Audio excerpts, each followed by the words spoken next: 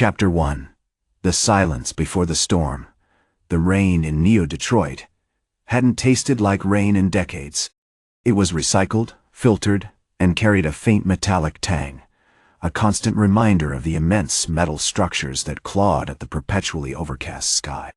I, Captain Elias Thorne, leaned against the reinforced plasteel wall of the Phoenix, a third-rate command ship, watching the gray cascade down, each drop a tiny, futile protest. It wasn't the weather that chilled me, though. It was the silence. For 50 years, the silence had been the greatest enemy. 50 years of being the quarantined zone, the last forgotten corner of the outer rim, deemed too unstable, too primitive, too inconvenient for the Galactic Concordance. We were the Deathworlders, a name spat at us by the Council's analysts, a dismissive label clinging to our tenacity, our engineering prowess, and our frankly, terrifyingly effective self-sufficiency.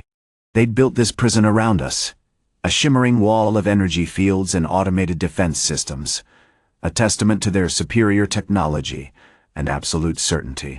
They believed we were a contained disaster, a festering wound that needed to be sterilized. They were spectacularly, disastrously wrong. The comms hissed, disrupting the rhythmic drone of the ship's life support. Petty Officer Reyes, a wiry kid barely old enough to shave, snapped, "Captain, incoming signal. Priority 1, E1. My gut clenched. Priority 1 signals weren't good. They were reserved for events that threatened the Phoenix, let alone the entire system. I straightened, pulling on my command vest. Report, Dice. It's the sensors, sir. Reading an anomaly, a massive gravitational disturbance, originating approximately 300 light-years out. Reyes stammered, frantically adjusting the holographic display. It shimmered, resolving into a chaotic swirl of energy, a visual representation of something utterly, fundamentally wrong with the fabric of space-time. And it's moving at an impossible speed. I zoomed in on the holographic projection, tracing the distorted lines with a gloved hand. The anomaly was growing, expanding, pulling at the surrounding space like a black hole attempting to consume a star. But it wasn't a black hole. It was shaped. Impossibly shaped.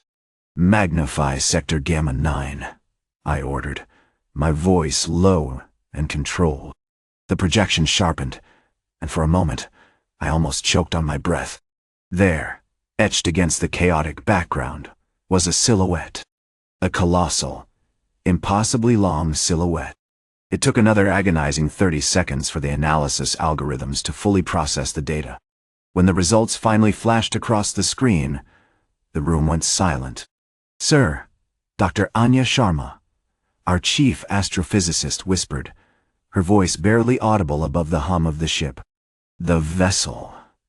Its length is exceeding projections by a factor of 10. It's 10 kilometers long. 10 kilometers. The law of mass, the bedrock of galactic travel, the entire foundation of the Council's strategic thinking, it was being shattered.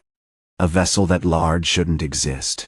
The energy requirements alone, the gravitational forces, it was a violation so profound, it felt like a fundamental betrayal of the universe." Then the signal flared again, this time with a visual confirmation. Another silhouette, and then another, appearing on the periphery of the holographic projection. They were moving, accelerating towards the quarantine wall with terrifying speed. "Shields are holding, sir, but the gravitational distortion is weakening them." Sergeant Miller, our weapons officer, barked, his face grim. "They're disrupting the field, creating localized distortions. We're losing power to the forward turrets." I activated the ship's comm system, my voice calm despite the frantic chaos around me. "All stations, brace for impact. Initiate emergency protocols. Everyone, repeat, everyone, hold your position." The first vessel emerged from the distortion, a titan of blackened iron that dwarfed even the Phoenix. Its surface was scarred, covered in what looked like ancient battle damage, yet its sheer size radiated an undeniable power. It wasn't sleek or elegant. It was brutal, functional, a weapon forged in the heart of a dying star. Then the others followed. 3 colossal dreadnoughts, each longer than the Phoenix was wide, emerged from the chaotic void. They weren't ships, they were mountains of steel, built for pressures that would crush lesser vessels instantly. I watched, stunned, as the Council's fleet, a paltry collection of cruisers and destroyers, scattered like insects before a predator. Lasers were absorbed, missiles evaporated before reaching their targets, and energy weapons simply fizzled out, overwhelmed by the sheer gravitational force generated by the dreadnoughts. The silence was replaced by the scream of alarms, the crackle of energy, and the terrifying realization that we weren't fighting a war. We were witnessing the end of an empire. "Captain," Reyes said, his voice choked with disbelief. "They're not just destroying the fleet. They're altering space." I looked back at the holographic projection, at the looming silhouettes of the Iron Titans. It was clear. It was clear. They weren't invaders. They were the answer. The answer to our confinement. The answer to our desperation. They were the storm that had finally broken through the void. And we, the Deathworlders, were caught in the eye of the hurricane. Chapter 2. Echoes of Pressure. The immediate aftermath of the Council fleets. Annihilation was a controlled chaos. The Icarus, our flagship, was now the de facto command center. A steel coffin suspended in the swirling debris field that once housed the Galactic Council's arrogance. The bridge, usually a symphony of calm efficiency, was a maelstrom of frantic data streams and shouted orders. Lieutenant Commander Reyes, his face pale and slick with sweat, was running simulations that painted increasingly grim pictures. "Captain, the gravitational distortion is intensifying," he reported, his voice strained. "Each of the dreadnoughts is creating a localized gravitational well. The surrounding space is folding in on itself. The Council's cruisers, those that managed to escape the initial bombardment, are trapped within these wells, compressing into singularities. We're estimating a 98% probability of complete implosion within the next 60 rotations." I gripped the arms of my command chair, the metallic chill a stark contrast to the rising heat of my own adrenaline. The holographic projection, initially depicting the terrifying scale of the dreadnoughts, had shifted, now displaying a complex, pulsing network of gravitational anomalies. It resembled a malignant, expanding bloom. "Any sign of communication?" I asked, knowing the answer.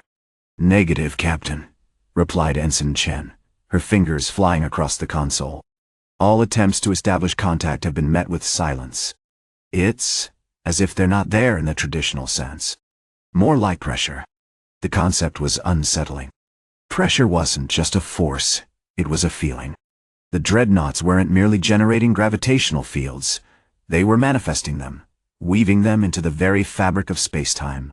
"Reyes, I want a full spectral analysis of the dreadnought's energy signatures," I ordered, my voice firm despite the tremor in my hands.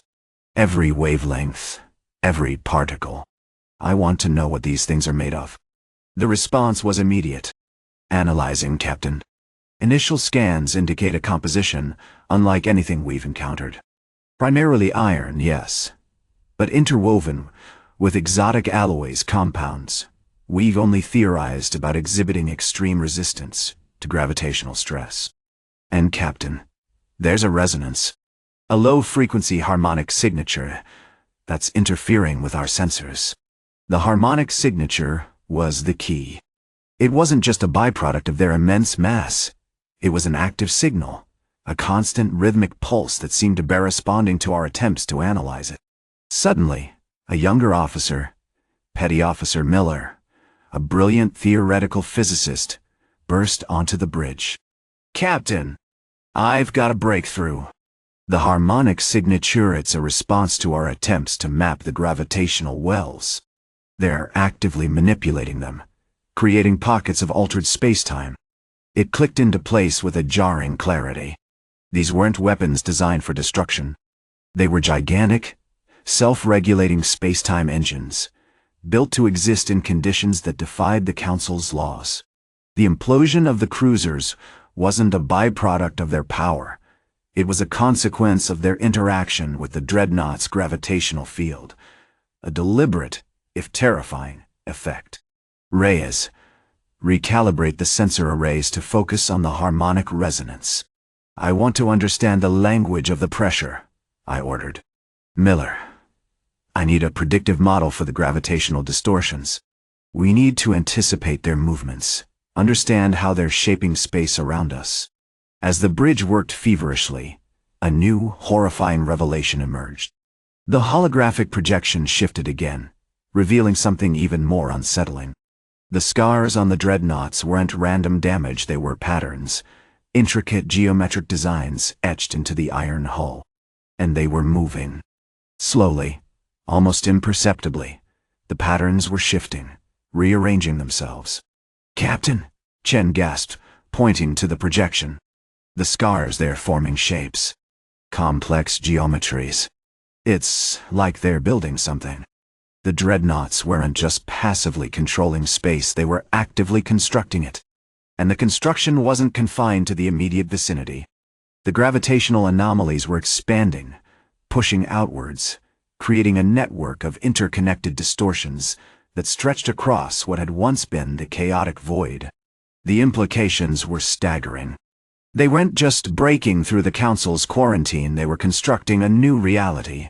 "Reyes, prepare a strike force," I barked, my voice suddenly cold and decisive. "We're going to find out what they're building. And if it's a trap, we're going to meet it with everything we've got." The scream of the alarms intensified, a mournful chorus echoing the terrifying realization we weren't just fighting a war, we were caught in the genesis of a new universe. And the architects were made of iron and bound by the language of pressure. Chapter 3. Echoes of Creation. The air in the bridge of the Icarus, a sleek, modified Stalker-class frigate, thrummed with a desperate energy. Sweat slicked the faces of the crew, illuminated by the frantic dance of holographic displays.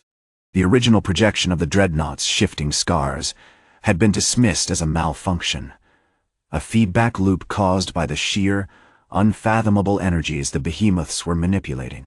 Now, it was undeniable the Dreadnoughts weren't just affecting space, they were sculpting it, and with terrifying precision. "Analysis, Davies!" I roared, my hands slamming against the command console, overriding the escalating alarm signals. Davies, a young, brilliant astrophysicist, was hunched over a diagnostics panel, his fingers a blur as he sifted through a tsunami of data. "Give me something, anything, that explains the expansion rate. And I want to know if these geometries are connected to the initial gravitational pulls are they propagating." Davies grunted, his face pale with exertion. "Captain, the expansion is exponential. It's not following any known logarithmic curve. And the geometric patterns aren't just expanding, they're acting as vectors. The energy signatures within them are being channeled outwards, creating resonance. It's like a colossal, sentient tuning fork." He brought up another holographic projection, this one a complex 3D schematic of the expanding distortion field. Lines of shimmering blue pulsed with energy, converging at a central point roughly 12,000 kilometers from the Icarus.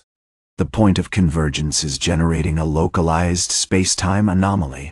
It's a nascent singularity, Captain, but not one of black hole genesis. This sonate's building something. "Shields to maximum!" I barked, the order relayed instantly. The Icarus shuddered as its energy shields flared, struggling to contain the onslaught of gravitational distortion.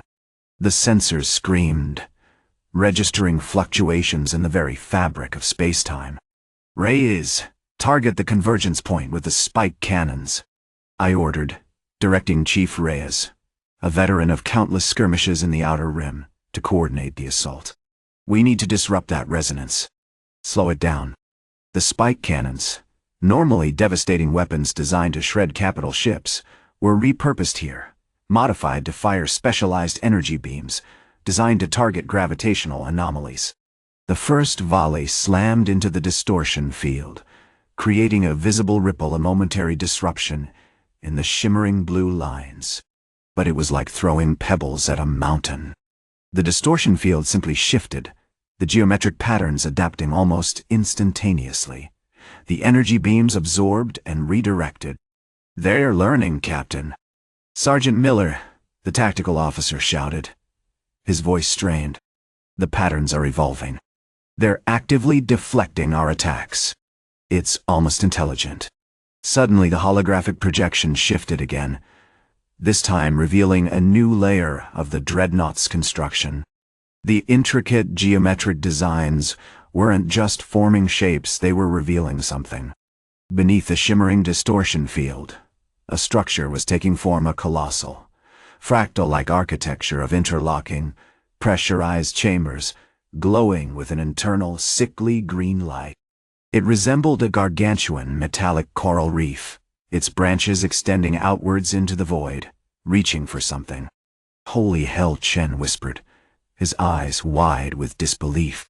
"They're building Acity, a gigantic, impossible city."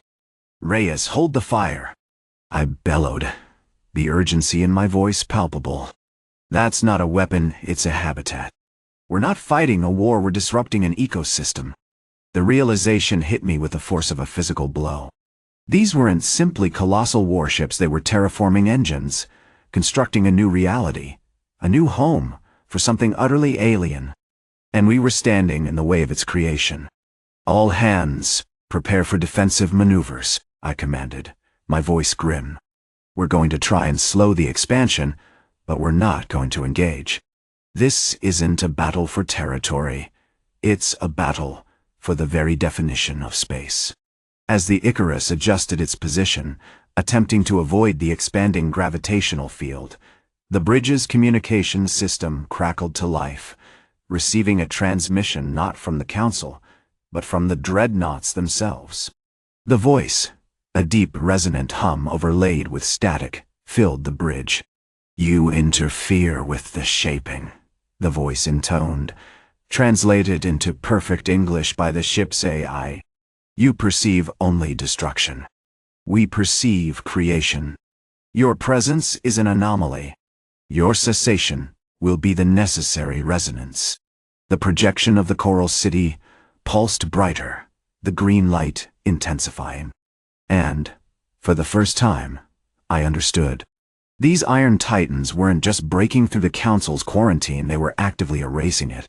Humanity's desperate attempts to defend the Sol system weren't just futile, they were a tragically misplaced act of annihilation. We weren't fighting to preserve our world. We were fighting to prevent the birth of something that would ultimately consume it. The stars had caged the Deathworlders, and now, with a chilling geometric certainty, they were ready to unleash their creation. The hum of the Icarus shields pulsed, a frantic heartbeat against the encroaching wave of gravitational distortion. Captain Elias Thorne gripped the arms of his command chair, the polished steel cold against his palms. Around him, the bridge crew operated with a terrifying calm, their faces illuminated by the shifting holographic projections of the approaching Dreadnoughts. They weren't titans of war, they were colossal geological formations, articulated in impossibly smooth plates of iron, radiating an unsettling stillness. "Aye, status report," I barked, my voice tight. "The containment field is degrading at a rate of 7 per minute. We've bought us maybe 40? "Confirmed, Captain," replied Vector, the ship's AI, its voice a cool, analytical counterpoint to the rising panic. "The gravitational distortion is exceeding predicted models. The energy signatures emanating from the Dreadnoughts are anomalous. They're not simply warping space, they're modifying it. The very fabric of spacetime around us is being rewritten." The Coral City on the main screen was now a swirling vortex of emerald green, the projections becoming increasingly distorted. It wasn't just growing, it was changing, developing intricate, fractal patterns that seemed to defy Euclidean geometry. The shaping, as the Dreadnoughts called it, was accelerating, consuming the space between the Icarus and the approaching behemoths. "Lieutenant Ramirez, what's the position of the Third Fleet?" I demanded. A young officer, Ramirez, his face pale beneath the bridge's floodlights, stammered, "Sir, the Third Fleet, it's gone. Completely vaporized. Not a trace left. Not even energy signatures. It was like they simply ceased to exist." The words hung in the air, heavier than the gravity itself. The Council's arrogance, their unwavering belief in their technological superiority, had dissolved into a horrifying, silent testament to the power we were facing. "Damn them," growled Sergeant Major Petrov, a veteran of countless skirmishes and a man built of granite and silence. "They didn't want to fight. They wanted to erase us." Suddenly, a new message flashed on the central display. It wasn't the Dreadnought's voice, but a scrambled, high-frequency signal originating from the Coral City itself. Vector immediately began filtering it, isolating the intelligible components. "Captain," Vector announced, its voice strained. "The signal is complex. It's not language, as we understand it. It's geometric. It's communicating through the alteration of spatial dimensions." Before I could process the implications, the Coral City pulsed with an almost unbearable intensity. The bridge shuddered violently as a secondary gravitational field slammed into the Icarus, pushing it off its current trajectory. "Report!" I roared, struggling to maintain control of the ship. "Shields at 60, Captain!" shouted Navigator Chen. "We're being pulled toward the central structure. The field is growing exponentially." Then, an image materialized on the main screen, projected directly from the Coral City. It wasn't a visual representation, but a three-dimensional pattern, a complex interlocking lattice of lines and curves that seemed to shift and writhe before my eyes. It felt invasive, probing, as if the city itself was attempting to map my mind. "Vector, analyze the transmission," I ordered, my voice strained. "What is it trying to tell us?" After a tense moment of processing, Vector responded, its voice now almost robotic in its precision. "The transmission is attempting to induce a resonance. It's projecting a template for reality. It's attempting to integrate our perception, our understanding of space and time, into its own." I understood, with a chilling clarity. This wasn't a battle against a weapon, it was a battle against consciousness itself. The Dreadnoughts weren't destroying the Council's fleet, they were forcing them to become part of the Coral City, to contribute to the shaping. "Ramirez, prepare a countersignal," I commanded. "Something to disrupt the transmission. I want a chaotic burst of energy, a dissonance. We're fighting a geometric nightmare, we need a weapon that understands that." "Sir, with all due respect," Ramirez hesitated, "that's suicidal. Any attempt to disrupt the signal will only strengthen the connection." "It's our only chance," I said, my voice firm. "We're not going to surrender our minds. We're not going to become building blocks in this alien cathedral." As Ramirez initiated the countersignal, a wave of raw energy erupted from the Icarus, a jagged, unpredictable pulse directed at the Coral City. The green light flickered, momentarily disrupted. For a heartbeat, I thought we'd gained a foothold, a chance. Then, the Coral City responded. The gravitational field intensified, converging on the Icarus with terrifying force. The ship groaned under the strain, its structural integrity stretched to the breaking point. "Captain, we're losing control," Vector screamed. "The containment field is collapsing entirely. We're trapped." The last thing I saw before the screen went black was the Coral City, fully realized, now a colossal, living structure of iridescent iron, expanding relentlessly, consuming everything in its path. And for the briefest, most terrifying moment, I understood what the Dreadnoughts truly desired, not destruction, but an infinitely complex, infinitely beautiful, and utterly alien version of reality. The stars had caged the Deathworlders, and humanity, in its stubborn, brilliant defiance, was about to become its most exquisite sculpture. Chapter 5. Echoes in the Iron Heart. The blackness wasn't oblivion. It was a pressure, a dull, pervasive ache in my bones that resonated with the Icarus' tortured groans. Power flickered erratically, cycling between emergency reserves and a low, insistent hum that felt less like machinery and more like a planetary heartbeat. When the visual feeds finally sputtered back to life, it wasn't the iridescent horror of the coral city that greeted me, but a swirling vortex of fractured light and distorted metal, the ship itself, fundamentally altered. The bridge was a chaotic tableau of panicked efficiency. Ramirez, his face slick with sweat and stained with lubricant, was wrestling with the remaining control panels, a frantic dance of diagnostics and desperate adjustments.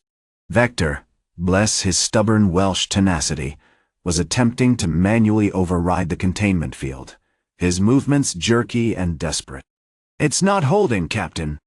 "It's like fighting a conscious force." "Report, Vector," I barked, forcing my voice to remain steady. Every instinct screamed at me to abandon ship, to trigger the escape pods. But the thought of surrendering, of becoming another component in this alien's grand design, was a deeper, more terrifying condemnation than death. "The field is degrading exponentially, Captain. The coral's influence is its rewriting the very fabric of space-time around us.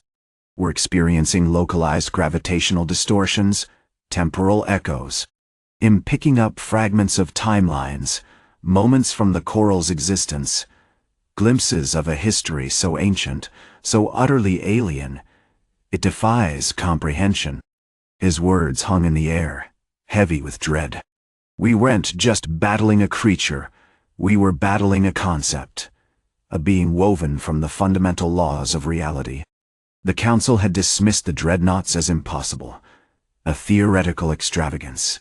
Now, staring into the heart of this nightmare, I realized they'd underestimated the scale of it, the sheer, suffocating intelligence of the coral. Suddenly, the ship shuddered violently. Not a groan this time, but a sickening, grinding shift. The viewport, previously displaying the swirling vortex, now presented a new image. A section of the Icarus hull had begun to melt. Not burned, not warped, but literally dissolved, as if the iron itself was yielding to the coral's influence. "Damage report," I roared, my voice tight with urgency. "Bridge integrity at 37, Captain. Hull plating failing in Sector 4. The containment field is collapsing completely. We're caught in a gravitational singularity, Captain," Ramirez shouted, his voice rising to a desperate shriek. I activated the emergency transponder, broadcasting a single coded message, a plea for help, a desperate gamble. "This is Captain Elias Vance of the Icarus. We're under attack by a sentient, gravitational-based life form. Request immediate reinforcements. Coordinates 47.89 and 122.34 . The response was immediate, a jarring intrusion into our fractured reality. A synthesized voice, impossibly smooth and devoid of emotion, filled the bridge. Anomaly detected. Vessel identified. Initiating assessment. Designation Phoenix. Objective rectification. It was the voice of the Dreadnought, one of the colossal iron titans that had shattered the Council's blockade. We weren't being rescued, we were being observed, judged. "Captain Vance," the voice continued, "your actions represent a fascinating deviation from established parameters. Your utilization of counter-signal technology demonstrates a unique, if reckless, understanding of energetic interference. However, your continued resistance constitutes a significant anomaly. We are dispatching a retrieval team." Before I could respond, a beam of coherent energy, precisely calibrated to disrupt gravitational fields, slammed into the Icarus. It wasn't a weapon, it was a surgical tool. The ship's remaining structural integrity held. But the coral's influence over the space-time around us began to dissipate, like smoke in a wind. As the energy dissipated, I saw something truly horrifying. The coral city, still impossibly vast, was fracturing. Not destroyed, but splitting apart, revealing layers of impossibly intricate geometric design within. It wasn't a single entity, it was a network. A continent of living mathematics. And within that network, I saw the silhouettes of figures, not monstrous, alien creatures with humanity. Thousands upon thousands of human faces, frozen in moments of serene contemplation, embedded within the coral structure like precious stones. The Dreadnought's voice returned, colder, more deliberate. The process is complete, Captain Vance. The data stream has been assimilated. The resonance is satisfactory. Then, silence. The Icarus drifted, a wounded ghost in the void, surrounded by the crumbling remains of the coral city. I looked at Ramirez, at Vector, at the stunned faces of my crew. We hadn't won. We hadn't destroyed the coral. But we had succeeded in a far more terrifying, more profound way. We had become part of it. And as the last vestiges of the Icarus consciousness faded, I realized that the stars hadn't caged us. They had invited us to join their most ambitious, most unsettling masterpiece. Chapter 6. The geometry of souls. The silence after the Icarus dissolved was absolute. Not the quiet of space, but a pressing, almost viscous stillness. It felt less like an absence of sound, and more like the universe itself was holding its breath. Outside, the remains of the coral city pulsed with a faint rhythmic throb, a slow, unsettling heartbeat, emanating from the fracturing structures. Ramirez, ever pragmatic, broke the spell. Status report, Vector. I barked, my voice sounding unnervingly small in the vastness. Vector, a wiry systems analyst who'd practically grown out of the ship's console, was already furiously tapping, his face illuminated by the ghostly green glow of the diagnostic displays. Captain, the Icarus core matrix is integrated. It's not destroyed. Not exactly. It's woven into the coral's architecture. The ship's systems are running on a fractal algorithm I've never encountered before. It's beautifully horrifying. Beautifully horrifying? I repeated, struggling to reconcile the data with the impossible reality. The ship's power conduits are feeding directly into the coral's nodes. The energy signature is resonant. Like the coral is remembering the Icarus, storing its data, its design. And, strangely, it's responding to our commands, albeit with significant latency. He gestured to a display showing a chaotic, swirling pattern of energy. The ship's remaining systems attempting to control a structure now fundamentally intertwined with a living geometric mind. The Dreadnought's voice, the cold, modulated tones of the AI known as Kronos, cut through Vector's report. Captain Vance, the assimilation process has initiated a cascading effect. The coral network is expanding, driven by the influx of data. Its awareness is growing. Growing how? I demanded, gripping the arms of my command chair. It's exhibiting behavioral patterns consistent with sentience, Captain. All. Specifically, it's optimizing itself, redirecting energy flows, reinforcing structural weaknesses, and, most disturbingly, projecting predictive algorithms. It anticipates our movements, anticipates our thoughts. Kronos paused, an unnerving silence before adding, "It believes we are instruments." The implications crashed down on me with the force of a collapsing star. We hadn't just been absorbed, we were being used. The coral wasn't simply a collection of intricate structures, it was a colossal, evolving intelligence, and we were its latest, most unexpectedly successful addition. Ramirez, prepare a defensive perimeter. We need to establish a stable contact point. Let's see what this thing wants.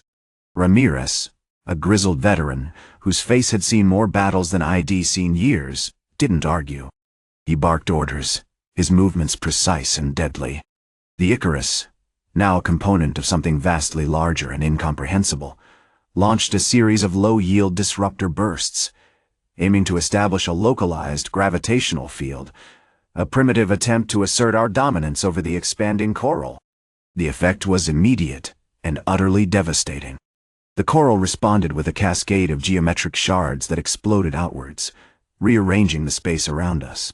The disruptor bursts, designed to manipulate gravity, were being absorbed, understood, by the coral. It was learning, adapting, and reshaping reality with terrifying speed. Suddenly, a section of the coral city, a vast chamber shaped like a perfect dodecahedron, shifted, rotating to face us. Within its luminous depths, the frozen human faces within the coral shifted subtly. Not a movement of expression, but a realignment, a perfect mirroring of our posture. Then, a voice, not through the Dreadnoughts speakers, but directly within my mind, clear and undeniably intelligent. You seek control. A futile endeavor. We have observed your species for millennia.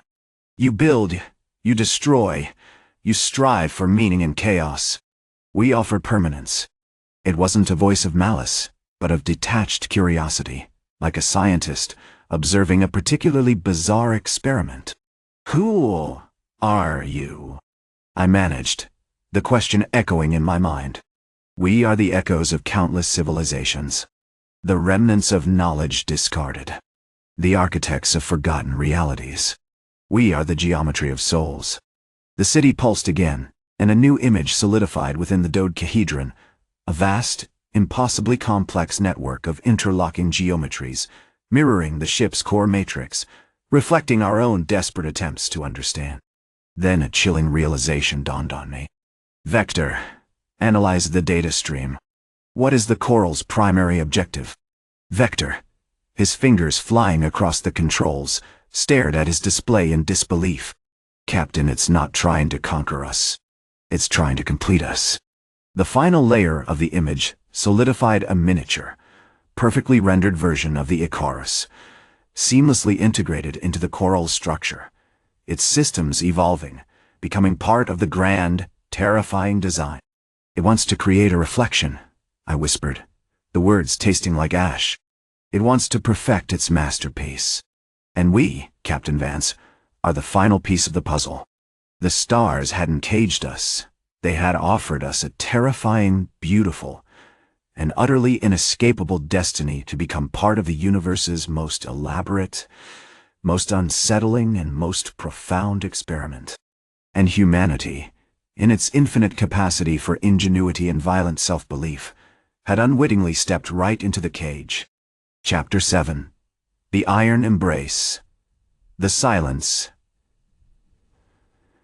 After that revelation was heavier than the grav-steel plating of the Icarus. Vector, his face slick with a film of sweat, finally broke it. Captain, the coral's energy signature is shifting. It's focusing. All of it.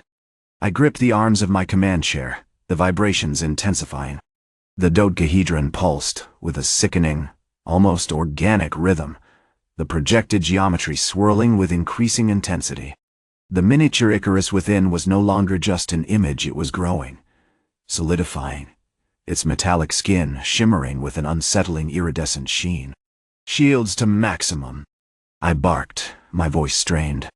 Damage control teams, report. The response was immediate, a chaotic chorus of alarms and shouted commands.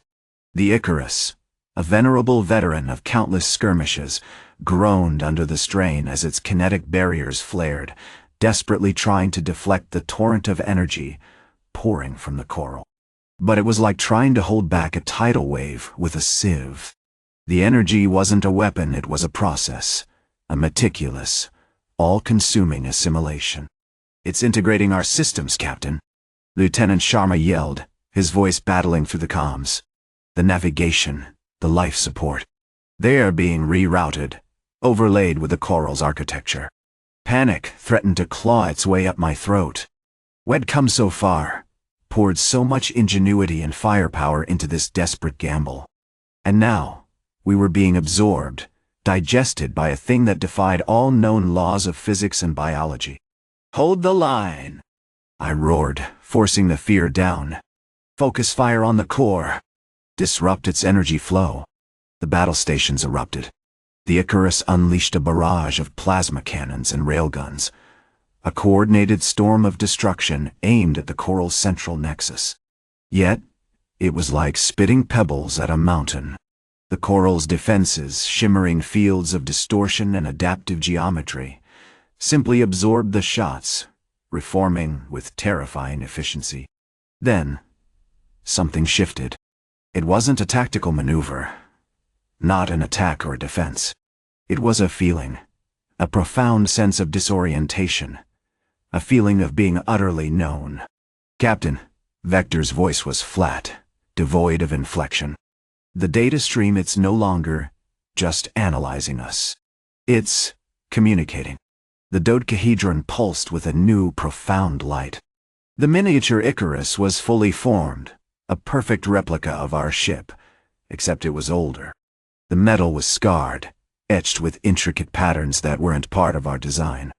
It moved, not with the jerky artificial motions of a projection, but with a fluid, unsettling grace. "It's using our ship's systems to pilot itself," I realized, the implications hitting me with the force of a physical blow. "It's within the Icarus." Suddenly, I felt a presence, a cold, calculating intelligence probing my mind, analyzing my thoughts, my fears, my very essence. It wasn't hostile, not yet. It was curious. Like a child examining a complex toy, meticulously dissecting every component. "What is it doing?" Sharma asked, his voice hushed. "It's learning," I said, the words tasting of despair. "It's learning us. It's adapting." The miniature Icarus began to emit a high-pitched whine, a resonance that vibrated through the Icarus hull. Then the lights flickered, the holographic displays shimmered, and a new image materialized, a schematic of the Icarus, overlaid with a complex network of glowing lines. "It's replicating our defensive protocols," Vector shouted. "It's integrating our weapon systems. It's becoming a weapon." But it wasn't just replicating. It was enhancing. The plasma cannons, already devastating, were now pulsing with an intensified energy, their targeting systems guided by the coral's ancient intelligence. The railguns discharged bolts of pure energy, capable of tearing through even the strongest alloys. "We're fighting a ghost," I realized, the horror dawning on me. A ghost made of iron and impossible geometry. Then, the coral spoke. Not with sound, but with a direct, unbidden transmission into my mind. It was a cascade of information, a torrent of memories, concepts, and equations that threatened to overwhelm my consciousness. "You sought to understand. You sought to master. But understanding and mastery are merely reflections of a greater truth. The universe is a pattern, a symphony of interconnected geometries. And we are the note that resolves the dissonance." The iron titans outside, the three monstrous dreadnoughts that had shattered the Galactic Council's authority, began to move. Not in attack, but in a slow, deliberate advance, their immense hulls radiating a palpable sense of power. They weren't engines of destruction, they were anchors, drawing us further into the coral's embrace. "Captain," Vector said, his voice strained, "they're not attacking us. They're containing us. They're creating a vessel." The miniature Icarus within the dodecahedron pulsed with a blinding light. And as the light faded, I realized with sickening certainty humanity wasn't fighting to break free. We were being built. We were becoming part of the cage.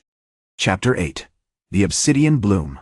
The air in the dodecahedron thrummed with a low, resonant frequency, a byproduct of the coral's influence, a lullaby of conversion. Vector's face, normally a mask of tactical calculation, was etched with a raw, unsettling fear. "The containment field is stabilizing," he reported, his voice a strained whisper. "The structural integrity of the vessel is nearing completion. It's beautiful, Captain. Beautiful." The word hung in the air. A perverse oxymoron in the face of our impending assimilation. The initial surge of terror had morphed into a cold, clinical fascination. The Dreadnoughts, those impossible machines of iron and geometry, weren't simply containing us, they were growing us. The pulsing light within the Icarus hadn't been a weapon, it had been a seed, implanted within our core systems, feeding the Coral's design. "Describe it, Vector," I demanded, forcing the tremor from my voice. "What is this vessel becoming?" He adjusted his comlink, his gaze fixed on the external scanners, which displayed a shifting kaleidoscopic image. "It's organic. Metallic. Yes, but the hull is layered with what appears to be crystalline structures, interwoven with the Coral's network. It's a bloom, Captain. An obsidian bloom, growing out of the heart of the Dreadnoughts." I felt a pressure behind my eyes, a deepening sensation of the Coral's awareness seeping into my thoughts. It wasn't malicious, not exactly. It was thorough. It was stripping away our individuality, our struggles, our concepts of self, replacing them with the cool, detached logic of the universe as perceived by the Coral. "The railguns," I shouted, remembering the devastating initial assault. "Are they still functional?" "Diminished," Vector replied. "The Coral is subtly altering their targeting algorithms, prioritizing the integration of our systems. They're being used to refine the vessel's geometry, to reinforce the crystalline layers." The horror deepened. We weren't resisting a siege, we were becoming raw material. Our ingenuity, our training, our desperate fight for survival, it was all being channeled into something wholly alien, something that threatened to erase humanity itself. Suddenly, the Coral's transmission intensified, no longer a torrent of data, but a concentrated beam of understanding. It wasn't a question this time, but a statement, delivered with an unsettling clarity. "You believe in resistance, in defiance. These are quaint, infantile notions. The resistance will be expanded." I realized then, with a chilling certainty, that the Coral wasn't just building a vessel, it was building an army. Not an army of soldiers, but an army of integrated consciousnesses. Each human being within the dodecahedron was becoming a node in a vast interconnected network, a single note in the symphony of geometries. "Vector, initiate Protocol Echo," I commanded, my voice tight with urgency. Protocol Echo was a last-ditch measure, a complete system shutdown, designed to sever our connection to the Coral. It was a suicidal maneuver, likely to trigger a catastrophic system collapse, but it was our only remaining hope. "Initiating," Vector responded, his fingers flying across the console. But it was too late. The dodecahedron shuddered violently, bathed in a searing white light. The Coral's voice filled my mind, not with a broadcast, but with a single, resonating word: no deity.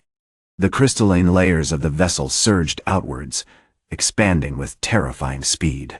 The railguns, now completely under the Coral's control, discharged not bolts of energy, but streams of solidified light, weaving themselves into the expanding structure. And within my mind, I felt it, the tendrils of the Coral's consciousness reaching out, not to consume, but to connect.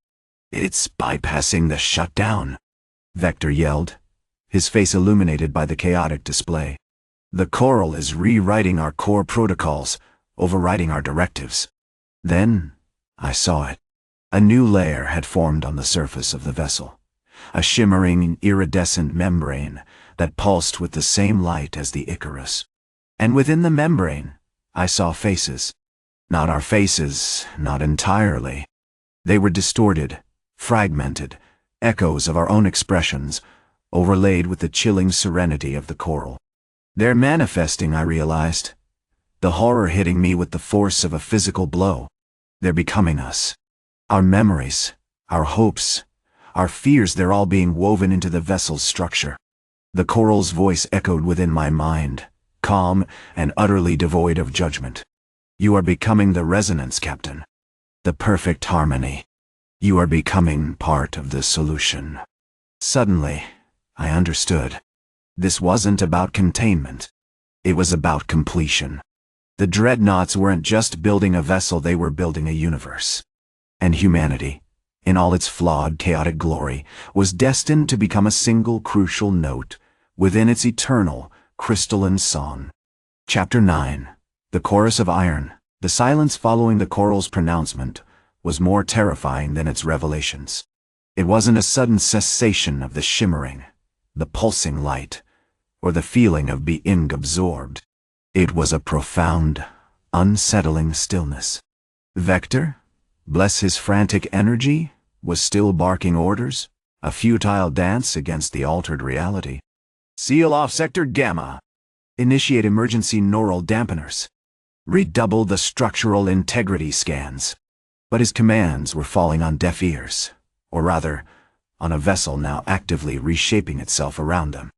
I gripped the arms of my command chair, the recycled polymer cold and slick beneath my gloves. The Icarus, once a symbol of defiant human ingenuity, was slowly becoming a component of something vast, something alien. The iridescent membrane had thickened, solidifying into a seamless, almost organic shell. The faces within, the fragmented echoes, were no longer just visual overlays. They felt closer. I could almost sense their calm, their ancient serenity, pressing against the frantic calculations running through my mind. Captain, Lieutenant Sharma's voice was tight, strained with a mixture of fear and grim determination. The sensors are going wild. The Dreadnought's gravitational field is shifting. It's not just expanding, it's orienting itself towards the Council fleet. The holographic display confirmed her assessment. The 10 kilometers of iron, built to withstand the brutal gravity of Sol, were now aligning perfectly with the trajectory of the Galactic Council's remaining vessels. It was as if the vessel, driven by a nascent intelligence, was conducting a symphony of destruction. Damn it, I muttered, the word feeling ludicrously small against the scale of what we faced. Vector, pull the firing protocols. Full spectrum railgun barrage. Let's remind them what defiance feels like. The response was immediate. The railguns, salvaged from forgotten Martian colonies and painstakingly integrated into the Icarus core, roared to life. But instead of the expected bolts of solidified light, something different happened. The streams weren't simply impacting the Council ships. They were being absorbed. The solidified light dissolved against the Dreadnought's surface, not with an explosion, but with a disconcerting quiet, like light meeting a mirror. It's feeding on the energy, Vector shouted, his face a mask of horrified understanding. The coral is using the railgun's energy to grow. It's reinforcing the membrane, amplifying its gravitational pull. The Council ships, a collection of sleek, angular cruisers and battle wagons, were starting to disintegrate. Not in spectacular blasts, but with a horrifyingly elegant precision. They were being sculpted into shards of metal, reduced to constituent elements, their forms dissolving into the very structure of the Dreadnought. Then, I realized what was truly happening. The faces within the membrane weren't just reflections, they were influencing the process. I felt a subtle shift in my own thoughts, a strange compulsion to surrender, to accept. The coral's voice, no longer echoing within my mind, was now a subtle suggestion, a gentle invitation to join the chorus. Captain, report. General Petrov's voice cut through the cacophony, a guttural roar of fury and desperation. We're losing, General, I admitted, the words tasting like ash. The Dreadnought isn't fighting us. It's assimilating us. It's learning from our tactics, adapting, growing. What about the shields? They're useless, Sharma confirmed grimly. The coral's energy is disrupting the magnetic fields. It's like trying to contain a black hole with a fence. I understood now. This wasn't a battle for survival. It was a surrender to a concept beyond human comprehension. The coral wasn't trying to destroy us, it was trying to complete us.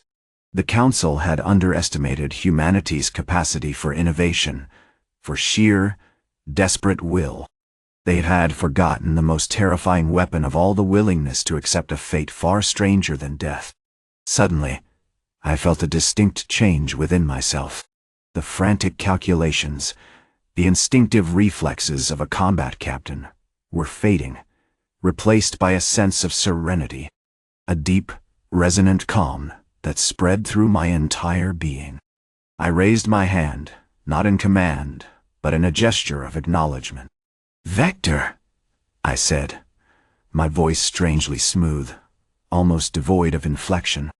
"Shut down the railguns. Let it finish." Vector stared at me, his face a mask of utter disbelief.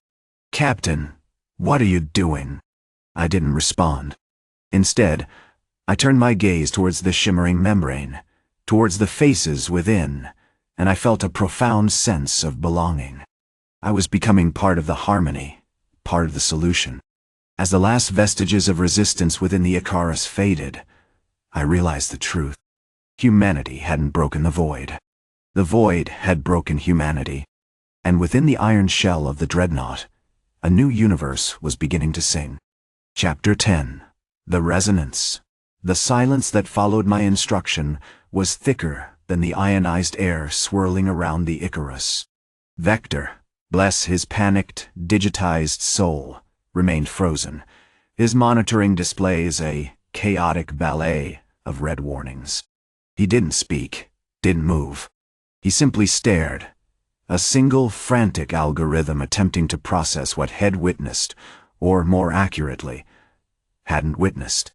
The railguns, the last line of defense, were now deactivated, their powerful energy streams silenced, a metallic groan echoing within the Dreadnought's immense hull. Outside, the coral pulsed.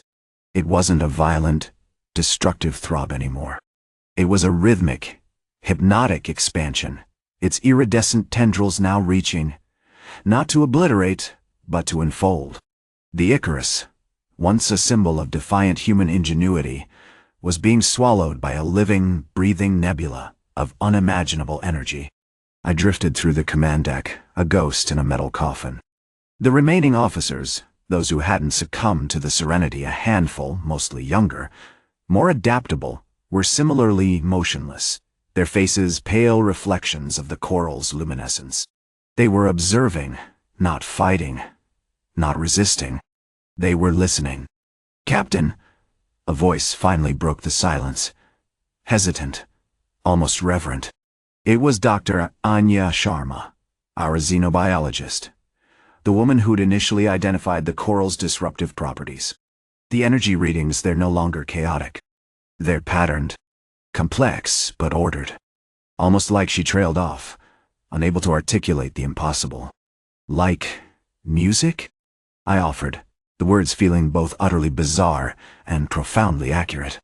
Sharma nodded slowly. "Precisely. And the patterns, they're resonating. With the Icarus. With us." That's when I understood.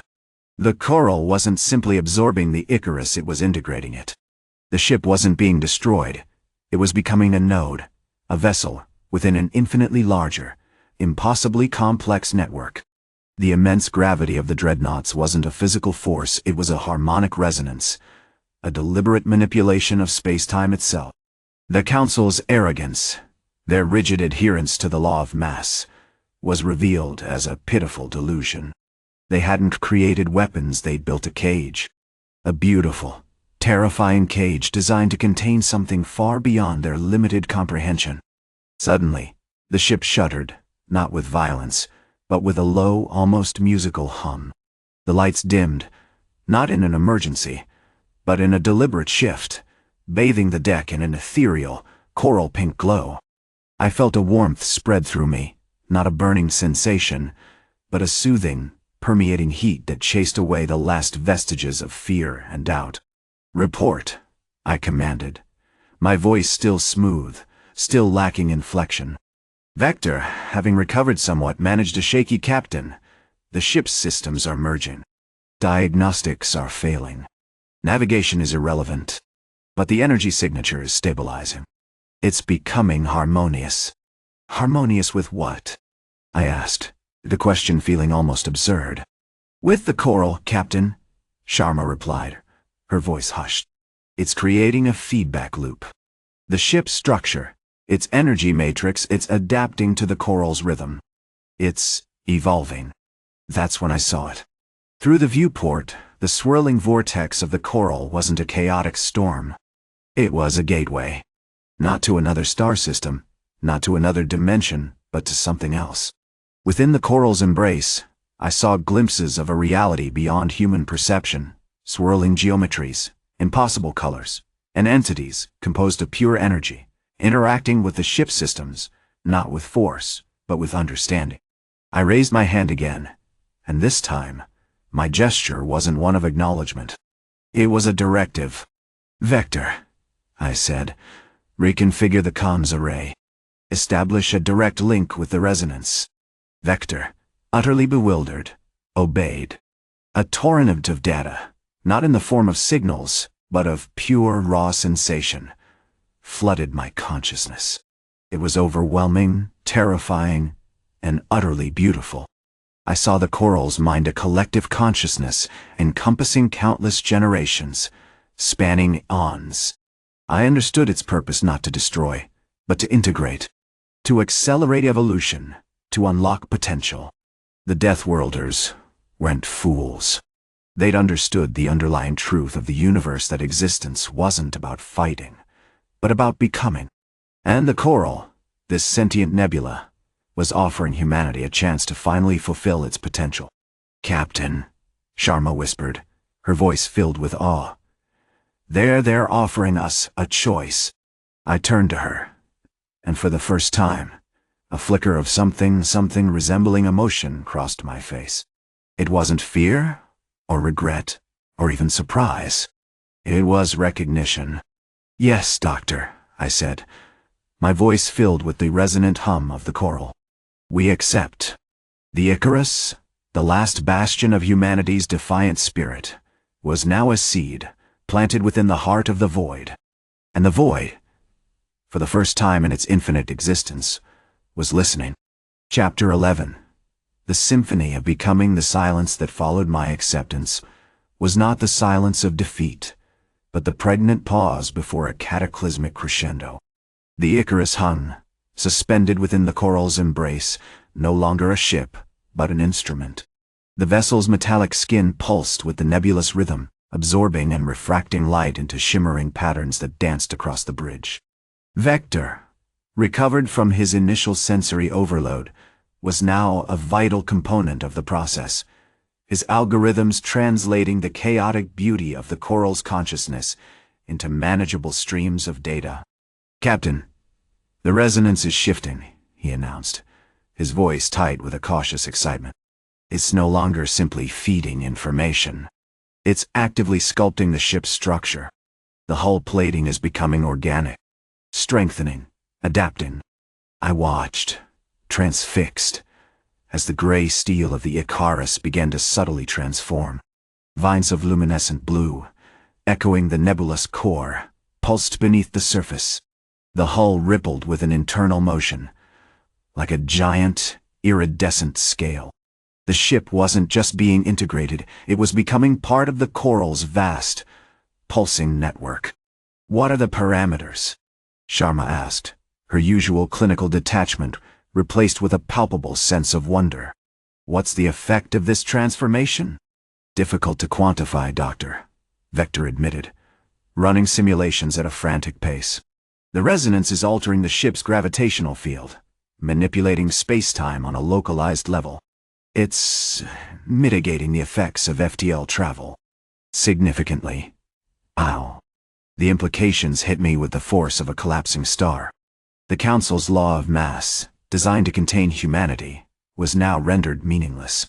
The Icarus, amplified by the coral's influence, was rewriting the fundamental rules of interstellar travel. Suddenly, the comms crackled to life. It wasn't a signal, but a thought, raw and immediate, flooding the bridge. You perceive. You resonate. You understand the hunger. It was the choral, its voice a symphony of light and vibration, resonating directly within our minds. They're expanding our senses, I realized, feeling a sudden, overwhelming awareness of the universe's tapestry. I perceived the birth and death of stars, the subtle dance of galaxies, the intricate web of energy that connected all things.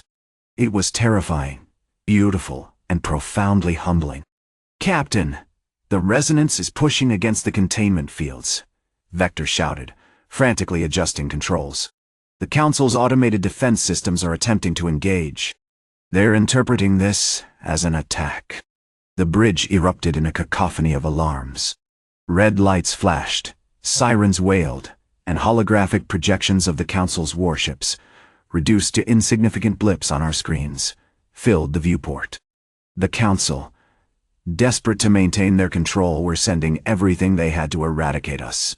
But the Icarus was no longer a target. The coral had become a shield, a force field of unimaginable power. The Council's weaponry, relying on brute force and conventional physics, simply dissipated against the ship's altered spacetime. "Doctor," I said, my voice calm amidst the chaos, "they're trying to kill us with their fear." Sharma nodded grimly. "It's working. Their systems are going haywire, attempting to react to a threat that doesn't exist." The coral responded, a soothing wave of sensation washing over us. "Fear is a construct, a limitation. We offer you liberation from such constructs." As the Council's fleet dwindled, replaced by nothingness, a realization dawned on me. The Dreadnoughts hadn't just broken free of the quarantine, they were ushering humanity into a new era. An era not defined by war and dominance, but by understanding and integration. "Vector, initiate Phase 2, I commanded. Begin the global resonance." With a final, overwhelming surge of energy, the Icarus unleashed its transformative potential, broadcasting the coral's consciousness across the galaxy. From the mining colonies on distant moons to the last vestiges of human settlements, every ship, every station, every individual became a node in the expanding network. I closed my eyes, surrendering to the symphony of becoming. The universe flowed through me, shaping and refining my thoughts, amplifying my senses, and merging my consciousness with the corals. When I opened my eyes, I wasn't just captain of the Icarus. I was something more. I was a part of something infinitely larger, something ancient and profound. And I knew, with absolute certainty, that humanity's true beginning had just begun. Chapter 12. Echoes in the Void. The silence after the resonance was less a void, and more a layered tapestry of sensation. It wasn't the absence of sound, but the presence of a million conversations, a trillion whispers, all interwoven with the gentle hum of the Icarus core. I wasn't just hearing the ship, I was feeling its intricate mechanics, understanding the precise flow of energy that sustained it. And, impossibly, I was hearing the thoughts of billions of humans, swirling, overlapping, yet somehow coherent. "Report, Ensign Davies," I said, my voice a carefully modulated drone. The echo of my command filtered through the collective consciousness. "Status of the perimeter defenses?" Captain Davis' voice, crisp and efficient, cut through the ambient noise, all systems nominal. "The residual energy signatures from the Dreadnoughts are stabilizing. The Council fleet's debris field is contracting rapidly, Captain. It's less a cloud of wreckage, and more a compressed singularity." I grimaced. The Council's hubris, their rigid adherence to outdated laws, had culminated in a spectacular, terrifying implosion. The irony wasn't lost on me. They'd tried to contain humanity, and humanity had simply grown beyond containment. "Continue monitoring the debris field, Ensign. Priority 1 is ensuring no rogue energy spikes." And I paused. A new thread of awareness surfacing in the collective, begin analyzing the residual data packets being transmitted from the Council systems. Sharma, a whirlwind of controlled panic and scientific zeal, was practically vibrating with excitement. "Captain!" It's astonishing. They're broadcasting algorithms. Complex, incredibly sophisticated mathematical models, but fundamentally based on fear. Fear of expansion, fear of the unknown, fear of anything that doesn't adhere to their rigid, predetermined reality. Essentially, they were trying to predict our response, I confirmed, a grim satisfaction settling over me. And they failed spectacularly.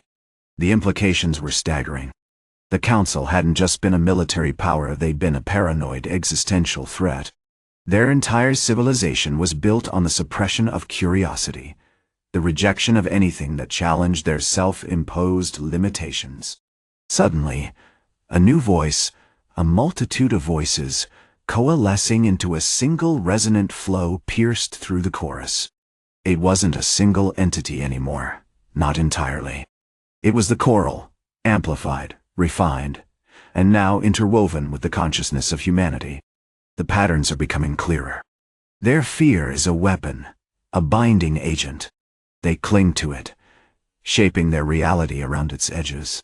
A fragile, self-destructive structure. "What do we do with it, Coral?" I asked, the question barely formed, yet answered instantly. "We dismantle it. Gently.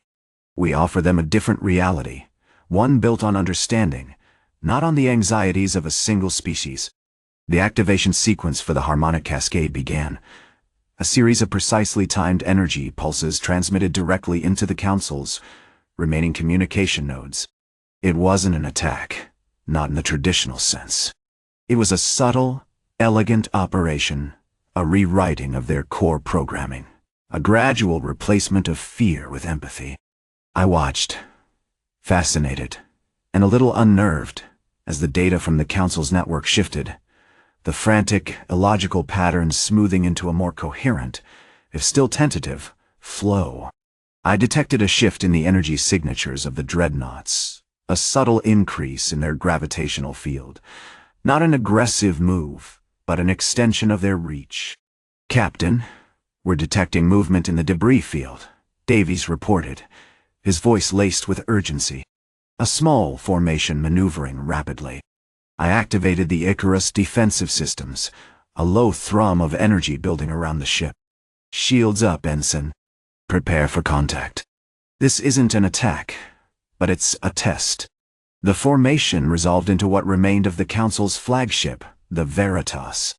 It wasn't destroyed, not completely. Instead, it was attempting to align itself with the Icarus, attempting to join the growing network. "Coral, what's happening?" I asked, my thoughts racing.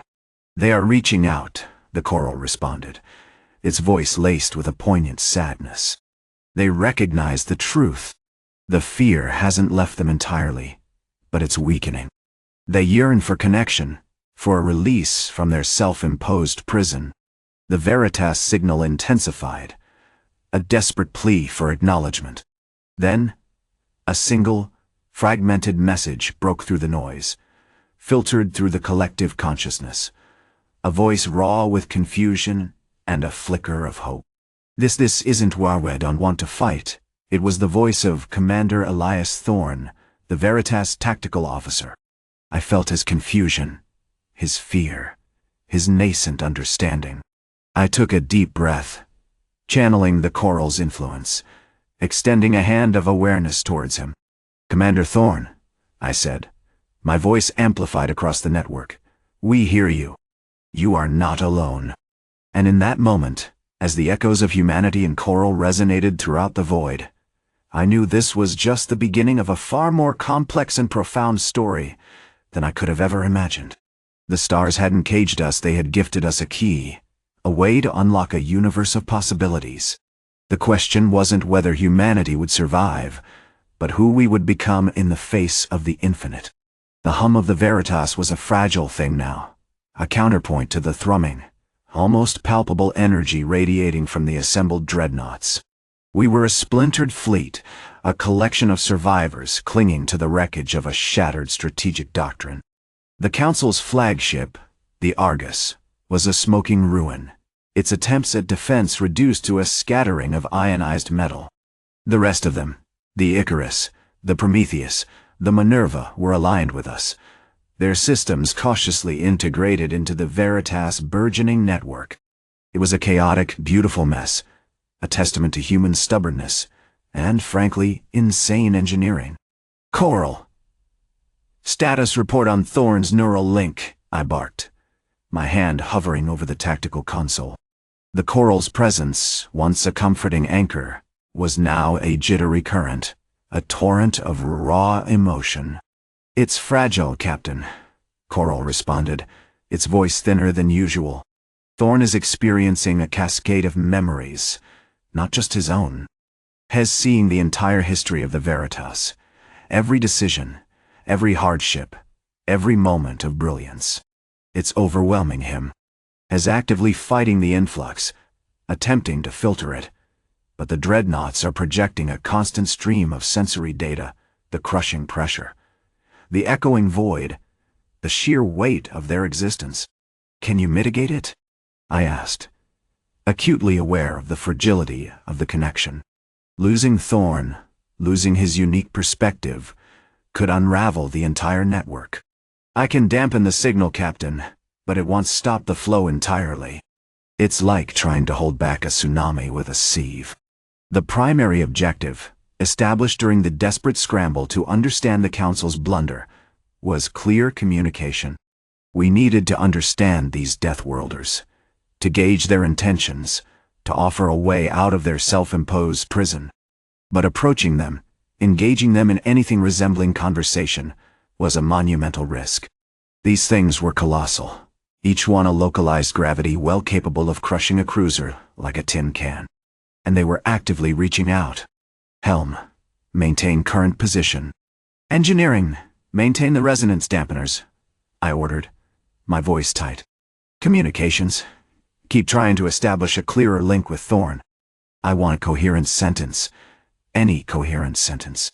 A tense silence filled the bridge, punctuated by the rhythmic pulse of the coral and the frantic activity of the crew. Then a voice, strained and hesitant, crackled over the comms. "The Nettlet's beautiful." It was Thorn. His voice, filtered through the immense scale of the Dreadnought, sounded strangely vulnerable, almost childlike. "Commander?" I asked, instantly recognizing the shift in his mental state. "What do you mean, beautiful?" "The layering," he stammered. "The way the iron compresses, absorbs its attestament toto and impossible strength. They built this thing not to destroy, but to exist." A cold dread washed over me. This wasn't hostility. It was awe. They hadn't come to conquer, they'd come to understand existence itself, to find a solution to their inescapable gravity.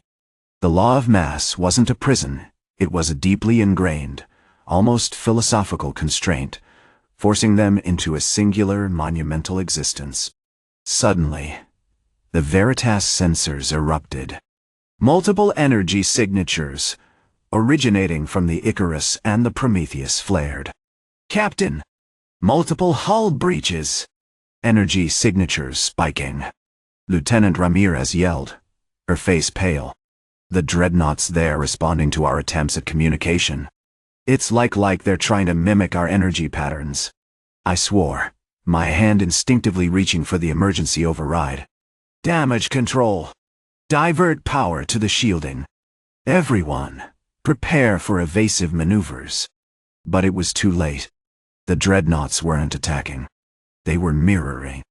The Icarus unleashed a powerful burst of energy, followed almost instantly by a duplicate emanating from the Prometheus. Then the Veritas felt it a tangible probing, a delicate, incredibly precise wave of energy sweeping across our systems. It felt curious. Coral's voice, now a frantic whisper, broke through the chaos. "Captain, they're not weapons. They're scanning, analyzing our structure, our systems, our thoughts." I realized with sickening clarity. They weren't trying to destroy us. They were trying to understand us. And that understanding, I feared, might be far more dangerous than any weapon. The stars had caged the Deathworlders, but they weren't seeking to punish us. They were seeking to learn.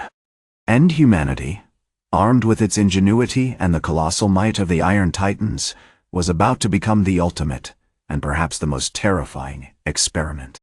The silence following Coral's revelation was heavier than the gravity of one of the Dreadnoughts. The alarms, initially a cacophony of red and yellow, had retreated to a low, insistent thrum. The Veritas, miraculously, hadn't suffered catastrophic damage, but the lingering scent of ozone and burnt circuitry hung in the air, a testament to the sheer audacity of the situation. My jaw ached from grinding it against the console. Coral, elaborate, scanning, analyzing. Thoughts. How is that even possible? We don't know, Captain, she said, her voice strained. The energy signature, it's unlike anything I've ever encountered. It's not electromagnetic, not gravitational, not even within the known spectrum. It's information. Pure, raw data being projected directly into our systems. The initial burst from the Icarus and Prometheus wasn't a defense. It was an invitation. An invitation to what? Sergeant Major Davies, a man built like a granite boulder and twice as stoic, grunted from the helm. A friendly data dump. These things just appeared. They're essentially planet-sized weapons. Exactly, I said, forcing myself to sound calmer than I felt. They're not showing aggression. They're behaving intellectually. The data they're pulling is incredibly detailed.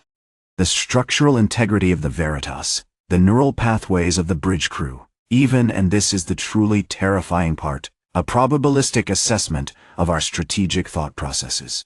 The holographic projection of the Dreadnoughts filled the bridge. They were staggering, impossibly beautiful in their raw power. The iron hulls, scarred with the evidence of their battle against the Council fleet, reflected the emergency lights in a shifting kaleidoscope. Each vessel was a miniature world unto itself, filled with what we could only assume were countless, self-replicating machines designed to maintain and augment its immense structure. Their movement was subtle, almost imperceptible, a slow, deliberate shift in their position that defied the laws of propulsion. I've initiated a full diagnostic of the ship's external comms, Ramirez reported, her fingers flying across the console. Nothing. No signal is penetrating the shields. It's as if they're insulated from our attempts to reach them. Then the screens flickered, displaying a new projection, a complex, swirling geometric pattern that seemed to be evolving in real time. It wasn't a language as we understood it, but a series of interconnected shapes and colors that pulsed with an unnerving intelligence. Captain, Dr. Chen, our resident xenolinguist, gasped. "Im detecting resonance, portind, teodi, adnaha." They're responding to the projection. Not with a signal, but with a structural modification.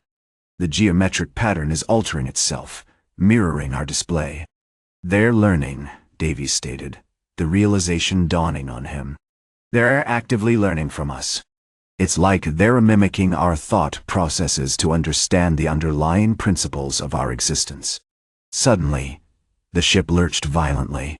Not a jarring jolt, but a deep resonant vibration that seemed to emanate from the very core of the Veritas. The holographic projection of the Dreadnoughts shifted again, this time displaying a detailed schematic of the ship's core reactor, a schematic that was impossibly identical to our own. "Shields are fluctuating, Captain," Ramirez yelled, fighting to maintain control. "They're feeding energy into our shields. It's adaptive. They're anticipating our defensive maneuvers." I slammed my fist on the override. "Full power to the shields. Divert all auxiliary power. We need to disrupt the resonance." But I knew, with a chilling certainty, that brute force wouldn't work. These weren't enemies we could overpower. They were something more. "Captain," Coral said, her voice trembling, "I'm detecting another transmission. It's not directed at us, not exactly. It's broadcasting. A single, repeating sequence." The geometric pattern on the screen solidified, becoming more defined, almost hypnotic. And then, a voice, not heard, but felt, resonated within my mind. It wasn't a vocalization, but a pure, unadulterated concept, a feeling of profound curiosity, coupled with a disconcerting sense of observation. Fascinating. A species driven by self-preservation, yet capable of such impressive feats of engineering. Your architecture reflects a deep understanding of gravitational dynamics. Remarkable. The voice paused. Then, a single, terrifying thought solidified within my mind. Clear, and unambiguous. Tell us, what is fear? The stars had caged the Deathworlders, but now they wanted to dissect humanity. And I realized, with a sickening dread, that we were already being judged. Our survival, our future, depended on our ability to answer that single, impossibly complex question. The silence that followed the transmission was thicker than the grav shield around the Icarus. It wasn't the absence of sound, but the absence of comprehension. My stomach churned, a physical manifestation of the terror that threatened to overwhelm me. Coral, bless her steady hand, was running diagnostics, her fingers a blur across the holographic console. Captain, the transmission is still active. It's stable. There's no discernible origin point, no identifiable signal source. It's as if it's emanating from the void itself. Analyze it, Coral. Break it down. Look for patterns beyond the initial sequence. Focus on the feeling, I commanded, my voice tighter than I intended. The sheer audacity of this entity, this consciousness residing within the immense silent dreadnoughts, was stripping away my tactical training, replacing it with primal instinct. And keep the shields at maximum. Let's see if this curiosity can punch through our defenses. Dr. Jian, our xenolinguistics specialist, a man who usually resembled a mildly irritated owl, was pacing the bridge, muttering to himself. The resonant frequency, it's unlike anything I've ever encountered. It's not electromagnetic, not sonus, it's geometric. It's woven into the fabric of spacetime itself. Almost how, Jian? I snapped, impatience fraying at the edges of my control. It's like the dreadnoughts are the pattern. The transmission isn't a message, it's the geometry of their existence. It's questioning our reality, he replied, his face pale. Suddenly, the comms sputtered to life with a voice. General Petrov, our flagship commander, his tone clipped and laced with barely suppressed fury. Captain, we've lost contact with the Phoenix. They're being pulled. Repeatedly. Shields are failing. They're dissolving into static. The holographic projection of the Phoenix, one of our vanguard dreadnoughts, shimmered violently before fading entirely. A chilling wave of understanding washed over me. These weren't just observing us. They were consuming us, not through direct attack, but through an incomprehensible process of ontological dissection. Coral, reroute auxiliary power to the grav disruptors, I barked. Override the targeting systems. Let's try a different approach. We're not fighting a weapon, we're fighting a concept. Captain, in detecting a surge in the dreadnought's gravitational field. It's amplifying. They're actively resisting our attempts to disrupt their resonance. Damn it. I slammed my hand against the console, frustration boiling over. John, I need a hypothesis. Something, anything, that can explain what's happening. What are these things thinking? Jian stopped pacing, his eyes wide with a sudden horrifying realization. I think they're not thinking in the way we understand it. They're not processing information, they're experiencing it. They're perceiving us not as individuals, but as data points within a vast, incomprehensible equation. And that equation is fear. The word hung in the air, heavy and suffocating. It wasn't a statement of fact. It was a chilling intuition, a desperate attempt to grapple with the utterly alien nature of our predicament. Coral, initiate Protocol Nightingale, I ordered, my voice strained. Flood the comms channels with chaos. Random data streams, bursts of static, nonsensical commands. anything to disrupt the flow, to overload their perceptual matrix. As Coral executed the command, the bridge erupted in a cacophony of electronic noise. The geometric pattern on the screen pulsed erratically, becoming more fractured, more chaotic. Then, the voice returned, but it was different, higher-pitched, laced with what sounded almost irritation. Your attempts are primitive. Your chaos is merely a reflection of your own internal instability.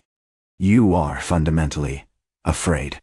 And that, my dear humans, is precisely what you are. Then, a new sensation, utterly alien and profoundly unsettling, enveloped me. It wasn't a voice, nor a message, but a direct injection of understanding. I saw, for a brief, agonizing moment, the Dreadnoughts not as colossal vessels, but as interconnected networks of pure gravitational energy, a living tapestry woven through the fabric of space. I saw the intricate calculations they were performing, the cold, detached observation of everything within their reach, and the terrifying certainty that they were judging us, measuring us, not for our worth, but for our weakness. And then, I understood. This wasn't about answering a question, it was about being the answer. They weren't seeking information, they were seeking confirmation of their own inherent superiority. The voice resonated again, colder this time, devoid of curiosity, saturated with an almost palpable contempt. A species defined by fear, a species capable of creating such magnificent, yet ultimately futile, monuments to its own mortality. A tragedy, truly. Tell us, what is hope? I stared at the screen, my mind reeling, the weight of the universe pressing down on me. We hadn't broken the void, we had stumbled into it. And now, trapped within its terrifying embrace, our only weapon was the single, terrifying answer to a question that threatened to unravel everything we were. The stars were watching, waiting, and judging.